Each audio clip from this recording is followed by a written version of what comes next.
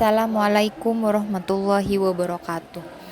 Perkenalkan, nama saya Nia Fatmawati, calon guru penggerak Angkatan 6 Kabupaten Sampang dari SMK Negeri 1 Omben. Pada video kali ini saya akan memaparkan aksi nyata modul 1.4 budaya positif. Aksi nyata modul 1.4 ini saya berkolaborasi dengan rekan-rekan calon guru penggerak Angkatan 6 kelas 26 melakukan webinar budaya positif di sekolah yang diikuti oleh guru-guru di sekolah kami masing-masing. Berikut video cuplikan yang telah kami lakukan dalam acara webinar budaya positif di sekolah. Oke, mulai. Oke. Assalamualaikum warahmatullahi wabarakatuh. Waalaikumsalam warahmatullahi wabarakatuh. Salam damai sejahtera, Swastiastu, Nam Budaya, salam kebajikan, rahayu untuk kita semua di ruang virtual malam ini. Selamat malam Bapak Ibu Guru hebat, terima kasih sudah hadir dalam acara webinar malam hari ini. Selamat datang saya ucapkan kepada Ibu Sri Mulyati selaku fasilitator CGP Angkatan 6, Bapak Ibu narasumber yang berbahagia. Bapak Ibu guru hebat yang hadir pada malam hari ini tentunya berasal dari berbagai sekolah dengan keunikannya masing-masing. Oh iya, hampir lupa. Perkenalkan, nama saya Nia Fatmawati. Kebetulan saya di sini sebagai moderator plus salah satu narasumber nantinya.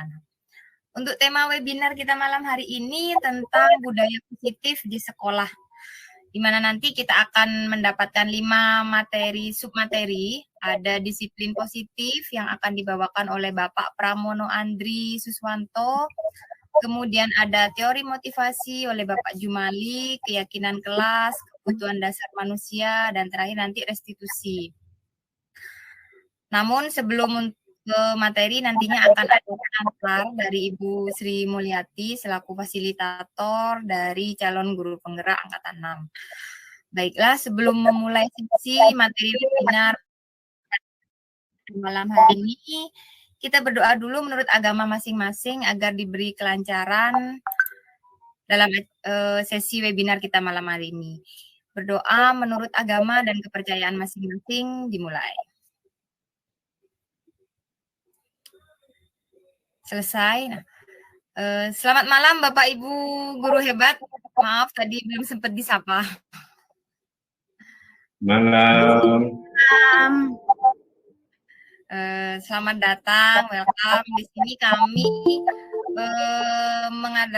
kami dari calon guru penggerak Angkatan 6 mengadakan webinar budaya positif di sekolah.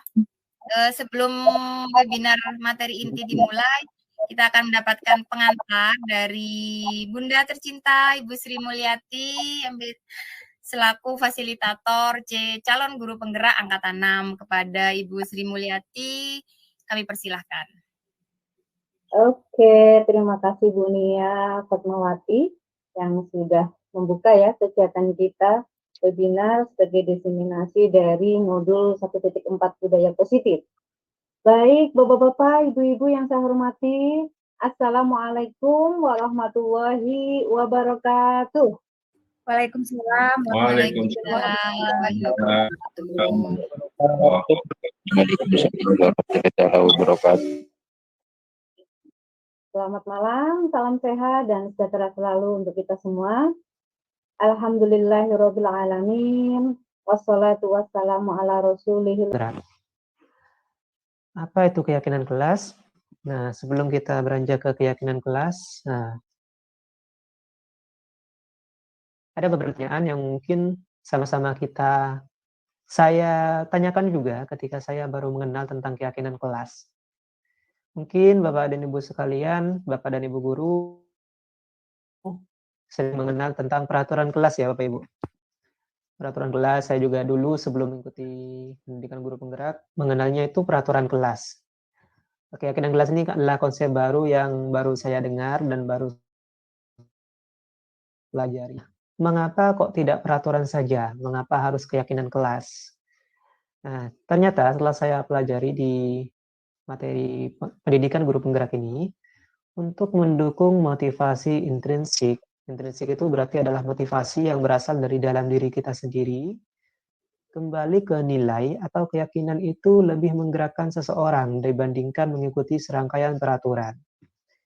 Misalnya saja ketika dalam kita berkendara, ketika kita hanya berfokus pada peraturan saja. Oh, misalnya ketika kita berkendara, kita harus pakai helm, karena itu aturan dari polisi. Nah, kalau kita hanya fokus pada aturan saja, ketika tidak ada polisi. Dasar manusia ini sebenarnya ada 5, yaitu ada bertahan hidup yang pastinya setiap manusia berusaha untuk bertahan hidup, biasanya disebut dengan survival. Kemudian kebutuhan dasar yang kedua, rasa kasih sayang dan rasa diterima. Kemudian love and belonging. Kemudian penguasaan, yaitu power. Kemudian kebebasan, freedom, dan kesenangan. Nah, di sini ada pertanyaan pemantik.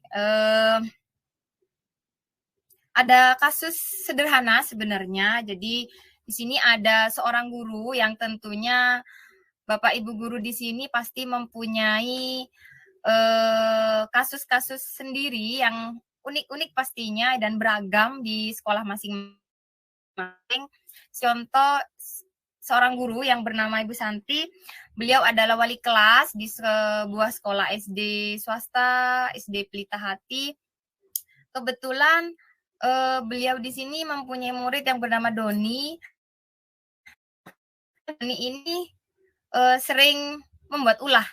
Jadi banyak temannya yang melapor pada Ibu Santi bahwa Doni ini sering merampas, sering meminta bekal makan siang yang dimiliki teman-temannya. Nah, jika Bapak Ibu di sini posisinya sebagai Ibu Santi menghadapi situasi seperti Ibu ini, kira-kira apa yang akan dilakukan?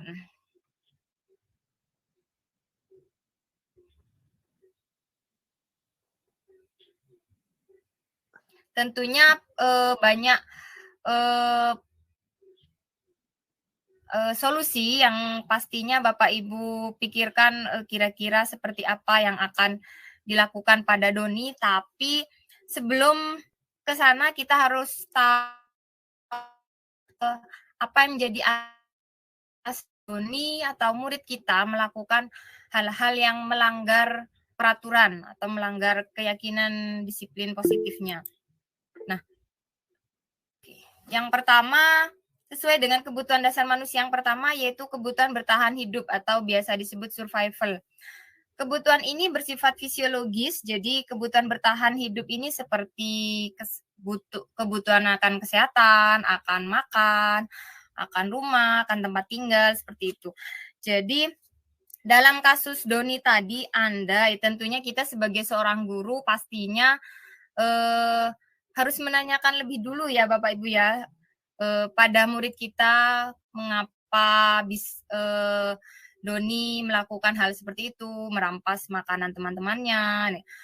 Jika jawaban Doni saat ditanya Ibu Santi karena Doni ini lapar, karena orang tuanya tidak pernah membawakan bekal makan siang. Nah, kalau jika jawaban Doni seperti itu, maka kebutuhan yang berusaha Doni penuhi itu berarti kebutuhan bertahan hidup.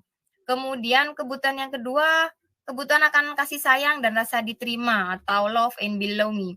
Jadi kebutuhan ini bersifat psikologis, di mana kebutuhan dan koneksi sosial, kebutuhan memberi dan menerima kasih sayang, dan kebutuhan untuk merasa menjadi bagian dari suatu kelompok. Nah, jika melihat dari kasus Doni tadi,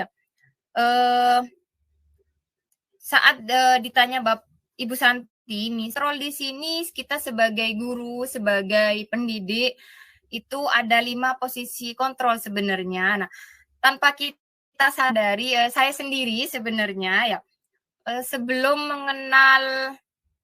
memasuki materi ini ya, materi 5 posisi kontrol,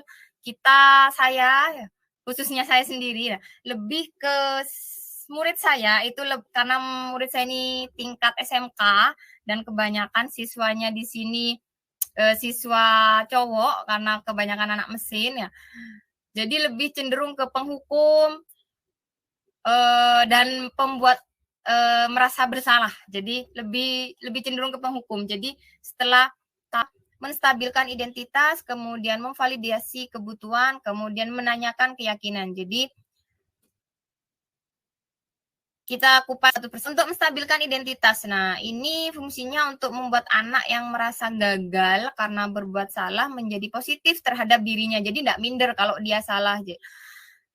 Contohnya seperti ini. Berbuat salah itu hal yang manusiawi. Jadi semua orang pasti pernah melakukan kesalahan. Ibu juga pernah melakukan kesalahan.